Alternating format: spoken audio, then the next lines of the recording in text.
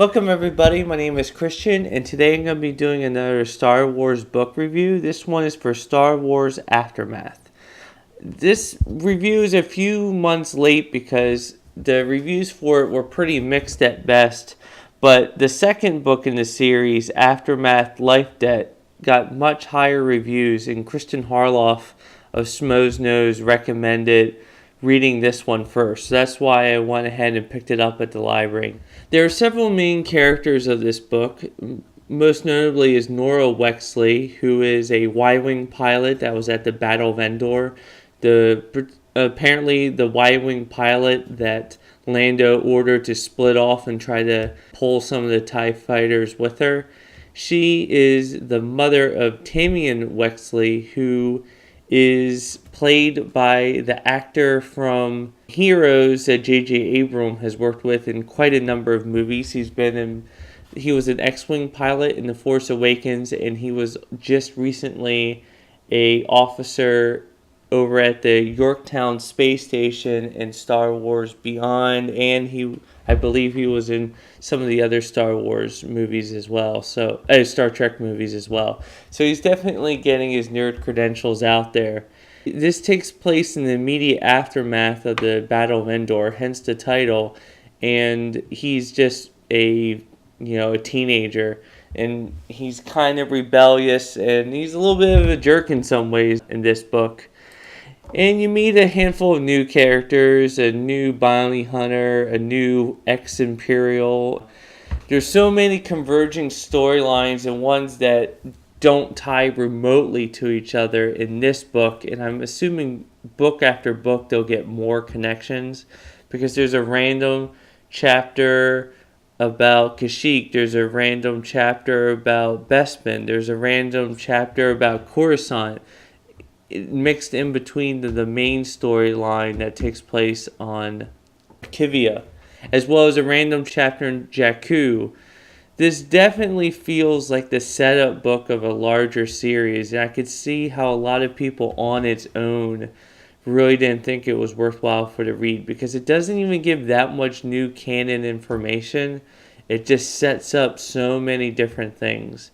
So I would only recommend this book if you're going to go ahead and read the other ones. Hopefully the last one in the trilogy is also as good as Life Debt.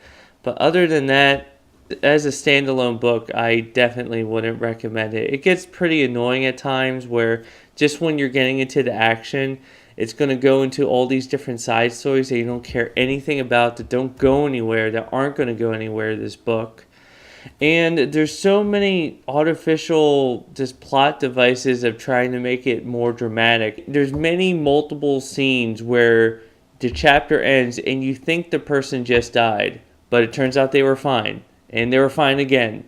And now someone else looks like they're about to die, but they didn't really die either. It's really absurd, and it's just lazy writing just to try to make it feel more compelling than it actually is. And it's a story that gets old. Later on in the book, I was like, I kind of want one of these major characters to die, because otherwise there's just false tension the whole time. There's some interesting Imperials. Not all the Imperials are evil and loving the dark side. Some do, but some of them just believe in the mission that the Empire was for, that the ends justify the means, that the Empire had to be tough, but it brought order and peace to the galaxy. I can kind of understand it, especially for officers that lived through the Clone Wars. Of course, they don't know that the Emperor orchestrated the Clone Wars, and just to make the Empire seem better by alternative. That's the end of my spoiler-free review. In terms of the spoiler section, there really wasn't all that much. There's a little bit of a hint that Boba Fett may be alive, because some Jawas on Tatooine had all these sail barge scraps as well as Mandalorian armor that looked all beat up and eaten away. So that highly hints at Boba Fett. It looks like there's an opening for Kashyyyk for a revolution to take place. He talked a little bit about on Bestman, how that sector, they actually kept the news of the Emperor being dead a secret. And that is touched on a little bit in the mobile game Star Wars Uprising. There's only one Superstar Destroyer that's known left so far. It's possible that there's more, but in terms of what's known by the Imperial leadership, it looks like there's only one left, and there's a lot of debate on who's going to have it. There is a Imperial admiral that's very secretive that faked his own death, and so that this council meeting, he'll be able to weed out some of the other ones. He's actually giving information to the New Republic. Yeah, there's really not that much deep canon stuff. Like some random Outer Rim planet gets liberated and joins the New Republic. That's about it. You know, it's just there's some acolytes of the Beyond who are Sith worshippers. They purchase a lightsaber that was supposed to belong to Darth Vader, and that they're gonna destroy it in order to serve their master in death. That's about it. Not really a big deal.